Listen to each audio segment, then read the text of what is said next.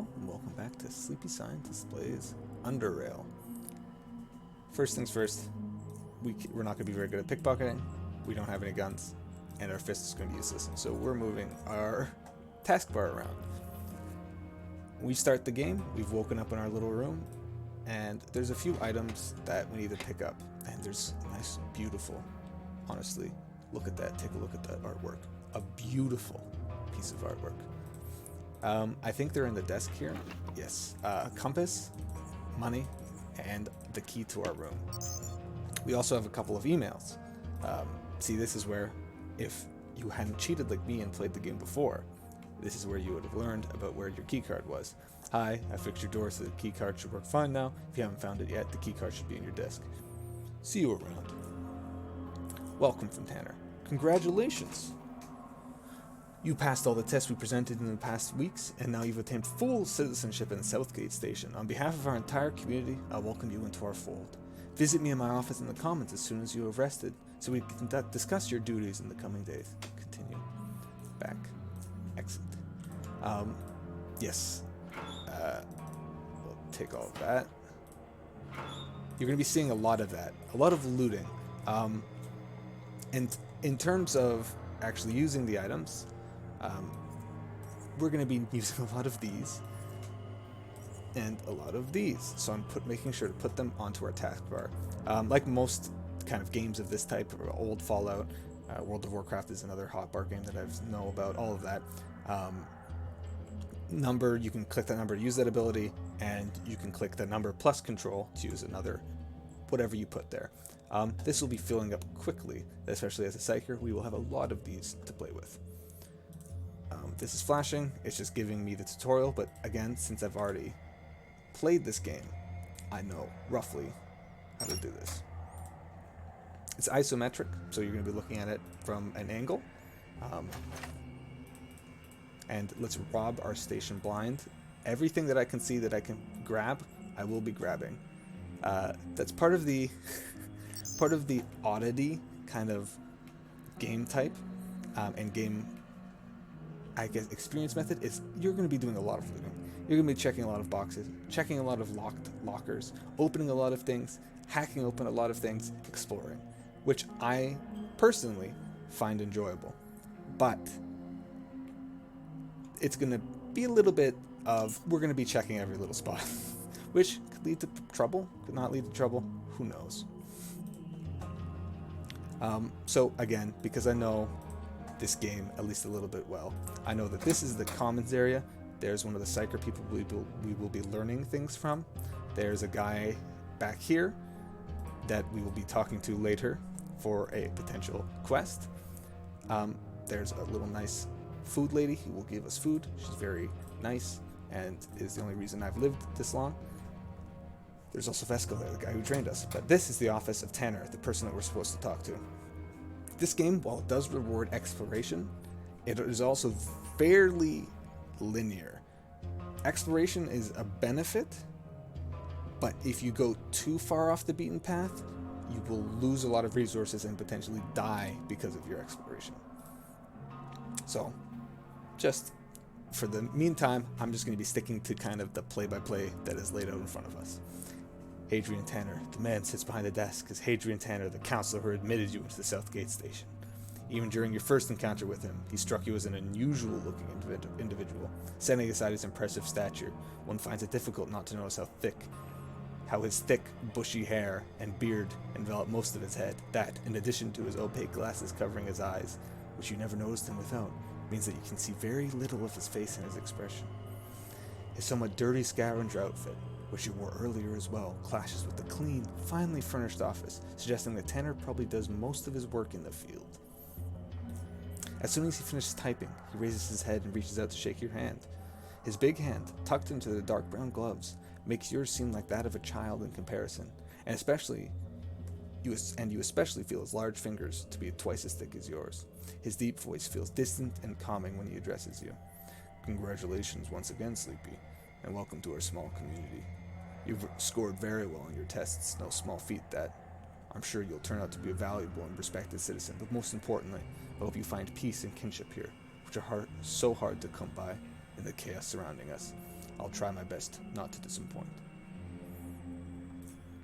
That is good to hear. I hope the earthquake didn't disturb you much, and you were able to rest for a bit from all the testing.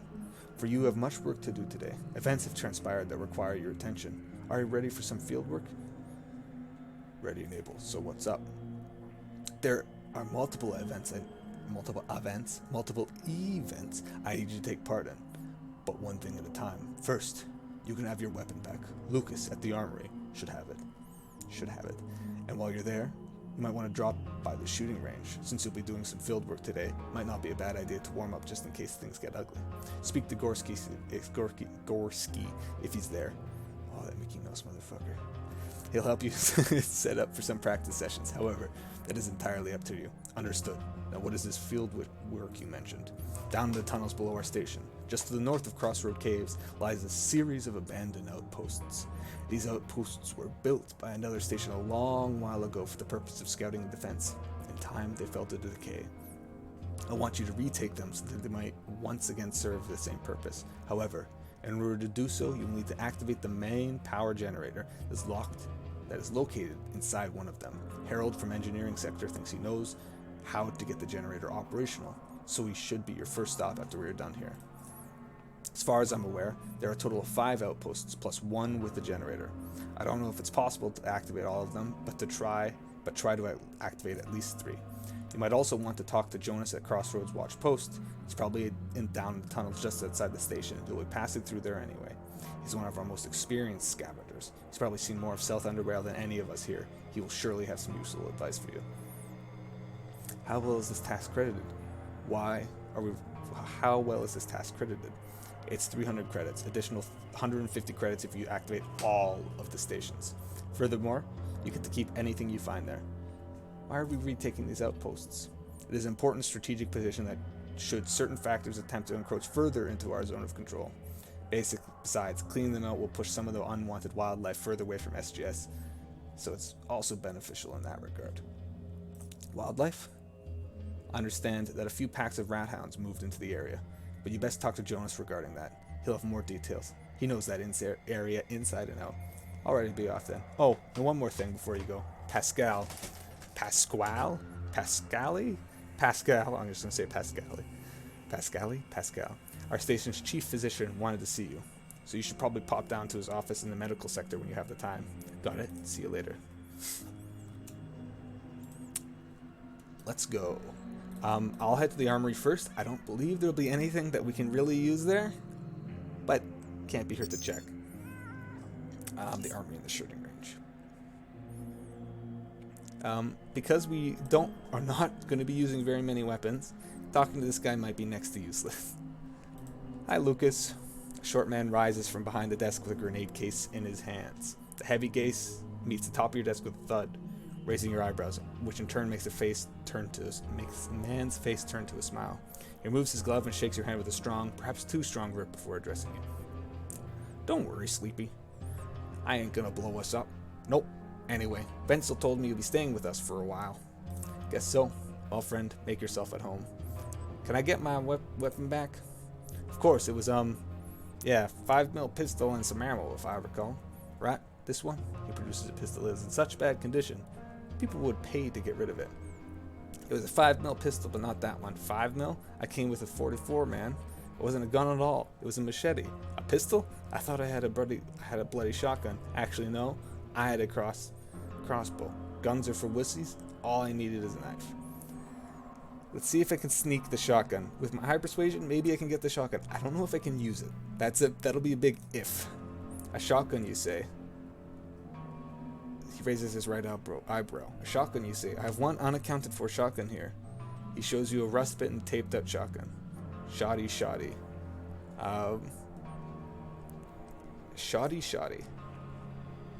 He hands you the shotgun and some shells. Guess the pistol belongs to Newton then. Continue. Gotta go, actually. Bye-bye.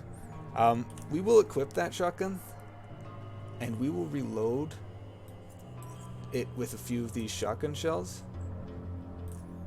But, I don't know if I'm going to be able to use it.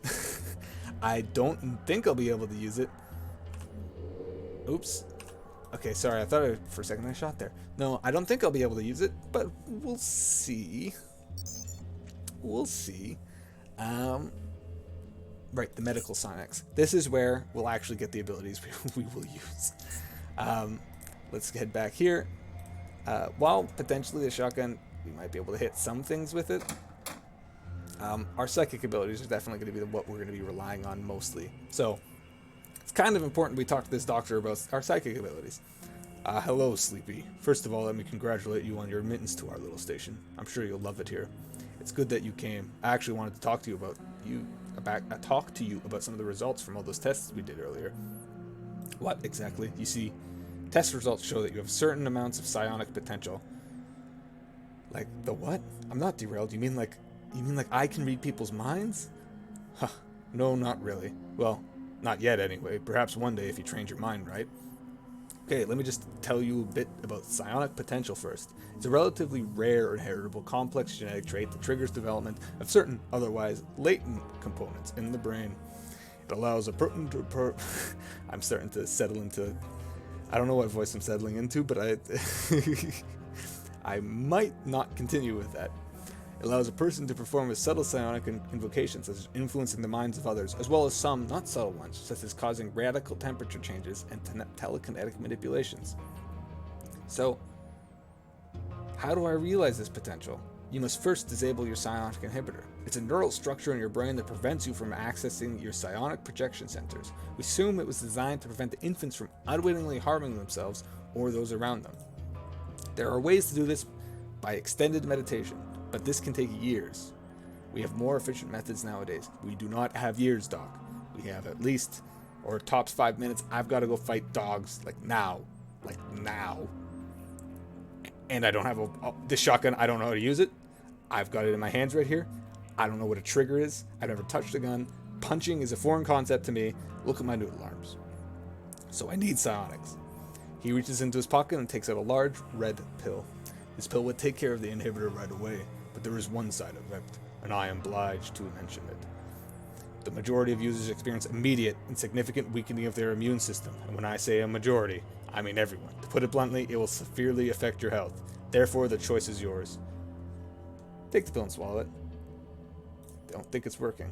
That, basically, to become a psychic, you have to lose a big portion of your health. So, I'm much weaker now, but I have the ability to learn psychic abilities. So, that's yay. Good, you're awake. How are you feeling? Oh, my head hurts. What happened? Disabling the inhibitor seems to have caused a psionic surge, but you're all right now. While you were out, I took the liberty of performing some more DNA testing to determine the actual levels of your psionic potential, and it is great. I suggest you start your training immediately.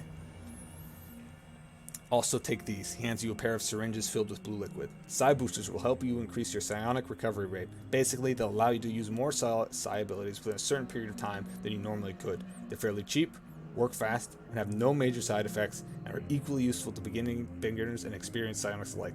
There isn't a reason not to have a couple when you're going out there. Only 2 psi boosters?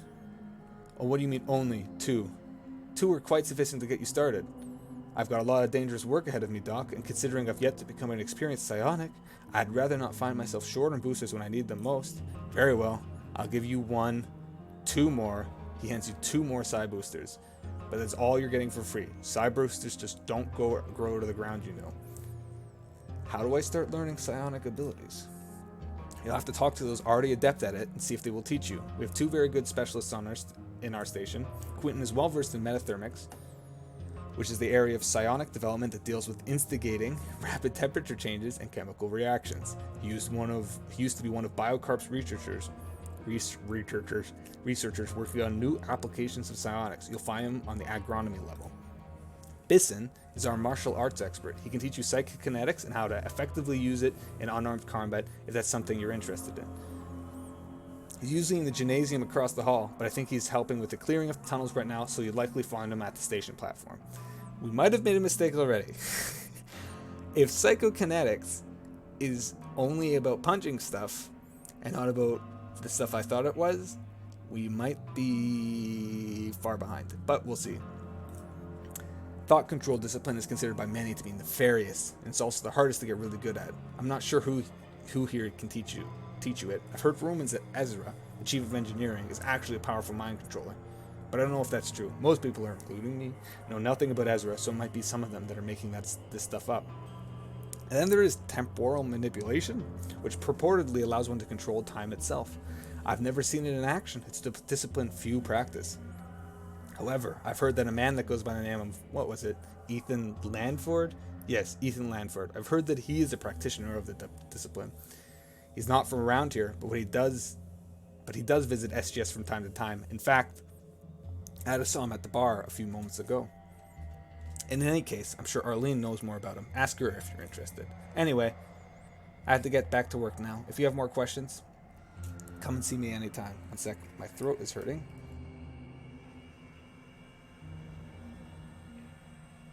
Oh, doing these voices is going to be murder on my throat. Oh, God. Oh, I should have a glass of water to drink.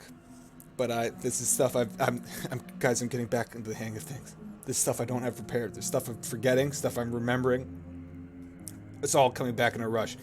But right now, I just gotta play Underrail no matter what it does to my body. Oh, okay. Gotta talk to the psychic masters. So I know where a few of them are. One second, I'm gonna move this here just in case. But I know where I know where all of them are. But this is the guy I will be talking to. This creepy guy I'll be talking to about thought manipulation. And you'll see why I say creepy when we speak to him. Look at that face. Okay, as he turns to face you, you immediately notice there's something off with this man. His face is pale and hairless. It's missing one of his eyes, and instead wires protrude from the eye socket, traveling over the side of his face and disappearing down the back of his neck. The other eye is almost colorless, with the pupils so contracted that you question whether he can even see at all. He speaks with a calm and even voice. Hello, Sleepy. I am Ezra. I act as the head network administrator and chief of the entire engineering sector. Are you blind, Ezra? Ezra raises his hand slowly and extends it towards you. He holds two of his fingers in front of your face for a moment, each pointing at one of your eyes before retracting the hand. What is it exactly that you do here? Me, specifically, the cyber department, or the engineering sector? I meant you. I make sure all the parts of the station internal network are communicating properly and securely, and that all the scripts are running as they should. How about the cyber department? We maintain and improve the station's internal network. We write programs for all the automated systems on the station. What does the engineering sector do in general? Reconstruct, deconstruct, research, upgrade.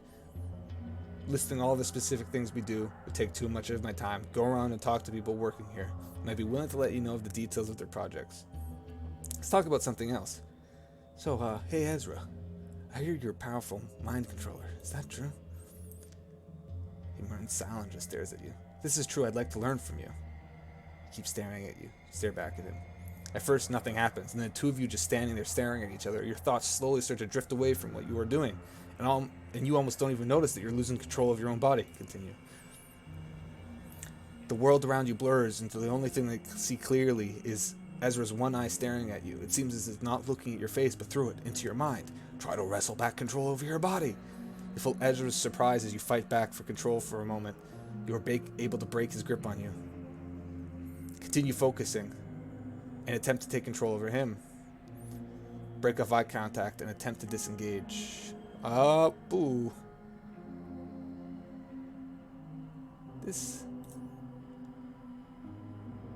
Oh. Okay. Maybe trying to take over his mind was a bad idea. Okay. You find yourself on a small island in the middle of a lake with no recollection of how you got here. Oh. See. Okay. See, I thought this was how it would get here. Okay. Okay. So basically, this is a brain beetle. It's a beetle with psionic powers. Basically, it's a beetle that is us. It knows us. It knows the same skills as us, and I think this is, from what I looked up and from what I saw before, this is how we learn thought control. basically, Ezra is teaching us through through forcing us to learn from a beetle. He's a very kind and gentle soul, Ezra is. But now we know.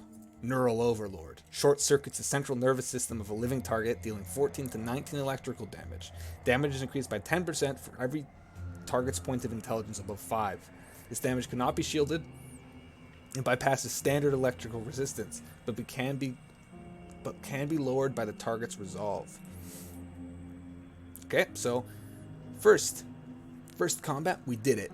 We only got out of there with 51 out of our 67 HP, but we won. We did it. Good job, guys.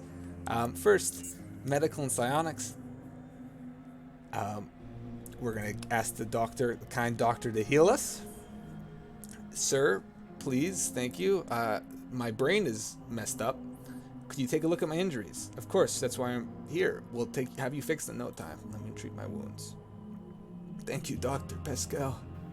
Thank you. Goodbye, Dr. Pascal. Goodbye. Elevator. And then we're going to ask Ezra what the hell just happened. Why did he do that to us? Also, I don't know how the doctor can just heal my mushy brain, but he's the doctor. I'm not going to question it. Ezra? What did you do to me? Only what you wanted. Consider the first lesson free of charge. I want to learn more psi abilities.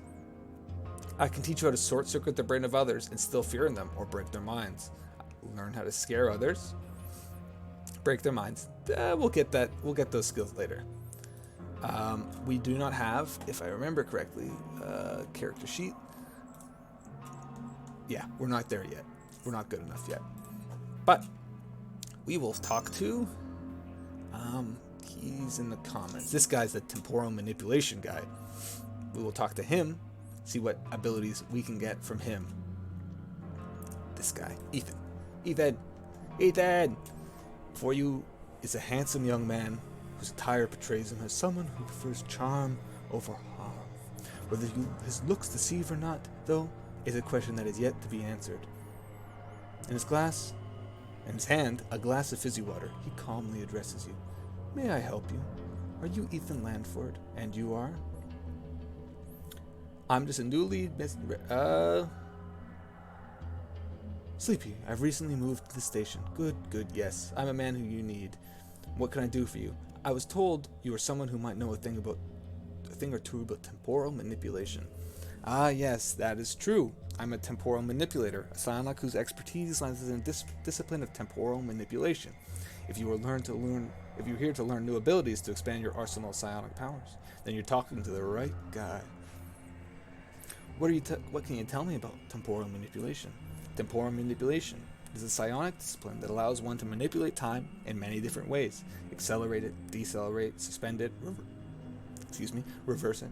Before you get your hopes up too much, the effects are on a local level, meaning that one's reshaping or even disfigurement of the structure of the universe will not have large-scale consequences, but it will only affect a rather small part of space-time, just the very part that is being manipulated.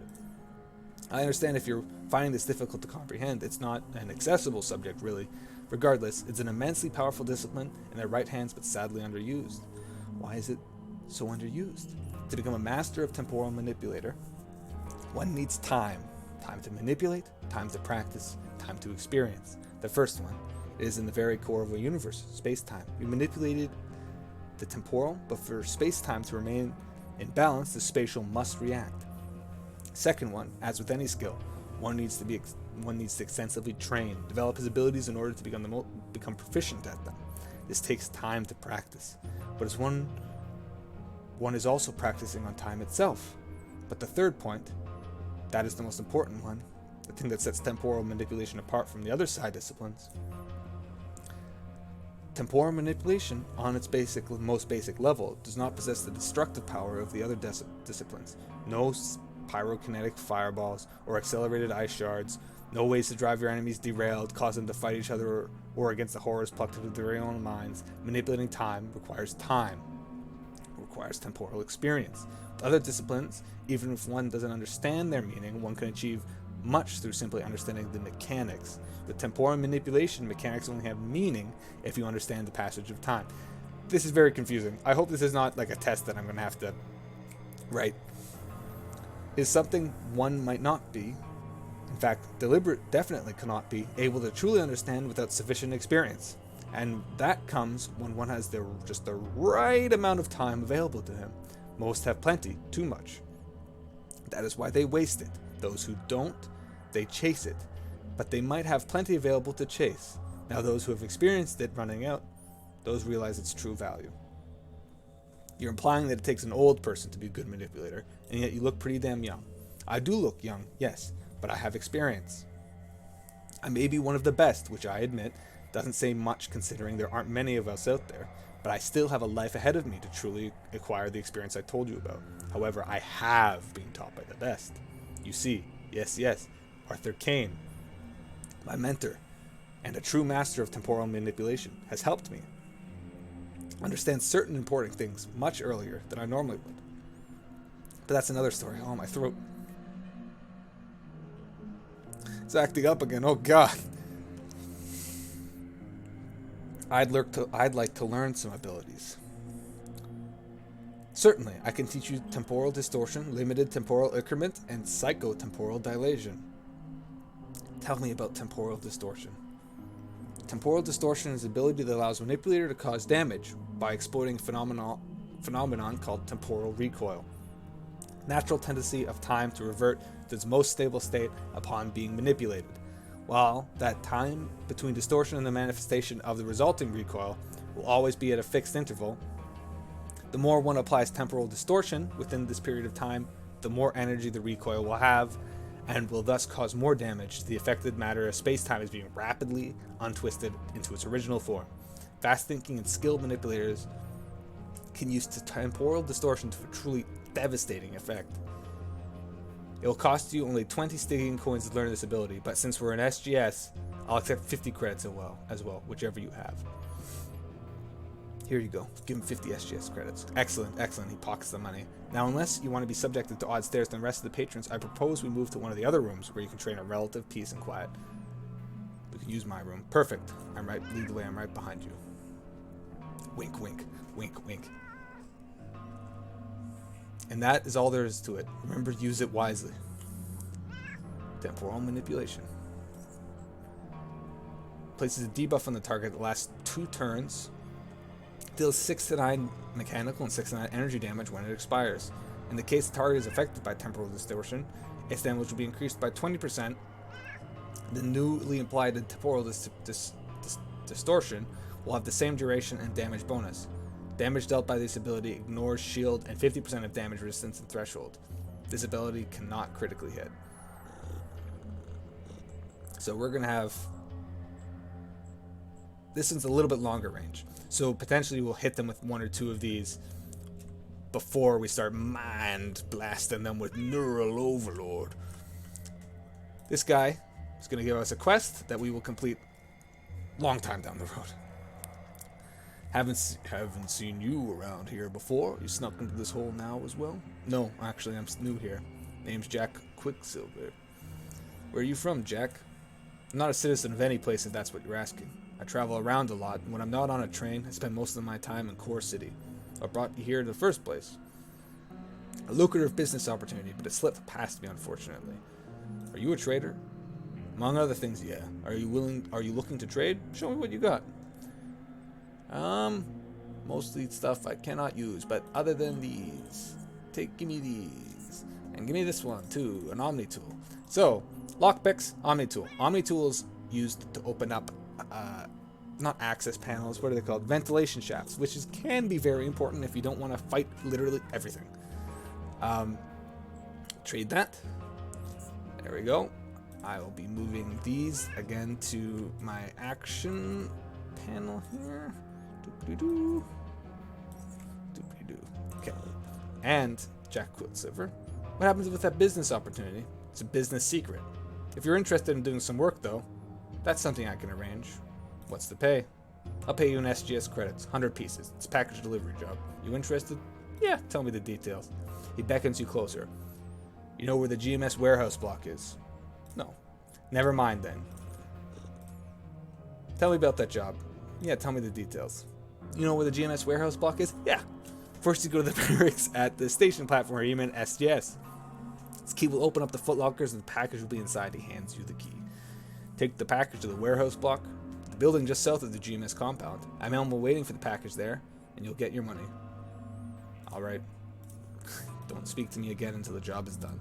Oh, job's gonna be done. Elevator. Okay. Who is I gonna speak to? Yes, the... What's his name? The punchy guy, Psychokinetics. Having 3 cinetic like abilities might be overkill. 14 to 19. So this does like a total of like 18 damage. This does a total of 4. Yeah, so that's depending on. It might be overkill. We might be completely going overkill with psychic abilities, but we'll see if any of these work out. Well, my Bisson, I'm sleepy. I'd love to chat more, but as you can see, we're all a bit too busy right now. Is this something you need? Can you teach me psi abilities? I can teach you psychic kinetics if you are interested, but I'm afraid I'll have to charge you. That's all right. Why do you have to teach me? I'm not a scavenger and I'm not a manufacturer. Teaching is how I get by. That's all right. What can you teach me? If it comes to psionics, I can teach you telekinetic punch, force field, force emission, and electrokinesis. Force field is going to be something we need, but first, telekinetic punch. Focus your mind to create a telekinetic ball and launch it as your target. Impact is often so strong that if you hit a living target with it, you're likely to daze it for a short while. I can teach you this ability for 50 credits. Oh, wait, what? Wait, I don't have that kind of money. Did I lose all my money? Oh, I did. I bought these. Oh my god. Okay, so is there anything I can sell quickly? Okay, let's see if there's anything I can sell. This might not be so good. Might not be so good, guys. This might not be so good. This might not be so good. If it's not, we'll use this. We'll just use these for the doggos. See if that's okay. Armory. I think I sold a shotgun that the guy gave me. Let's see if that gives me the money to do that. Because I also will need a hacksaw. Barter. So merchants in this game only take certain things, and they're looking for certain things. So if I sell this guy this auto, 10 credits, really, man? Really? You can do more than that. 57. There we go. See? There we go. There we go. Trade. Okay. Now, talk to Psychokinetics guy. Talk to Psychokinetics guy. Lower Underrail. Speed this up a little bit. Speed this up a little bit. Go max speed. Oh, hyper overdrive. Hyper overdrive. And speak to the Psychokinetics guy. Here we go. Hey, Bisson. I want to learn some psychic abilities. Telekinetic punch. Here you go. Let's begin your training then. Whee! Okay, thank God. Okay. Next, we'll talk to the engineering man. Sorry, one sec. Psychokinetic punch. Cooldown 3 turns. Strike the target, dealing 17 to 24 mechanical damage and stunning it for 1 turn unless it passes a fortitude check. Only affects organic targets. So, yes, I will be using that. That's definitely an opener, followed by a, what's it called? A temporal distortion, followed by neural overlords until the thing is dead. Okay. Engineering, because I need a hacksaw and I need to speak to Harold about the, what's it called? Power generator. Yes. Harold's over here. Harold. Nice to meet you, Harold. I'm sleepy. Howdy. You must be the... I did that out of order. So, you looking for something specific? Just looking around. You got anything, any stuff to trade? I have something to trade. Take a look. Do you have a hacksaw, Harold? No, you don't. Okay. Because I need a hacksaw to hack. Tanner tells me you know of a way to restore the power to the outposts to the north. Nods. Right. I remember taking a look at that power generator there a while back. Couldn't do anything about it back then because it didn't have this. You remember just 2 boxes that are on a table for producing something resembling an energy core. Here, it's a flux controller. If you insert into the slot at the front of the power generator, it should get it running again.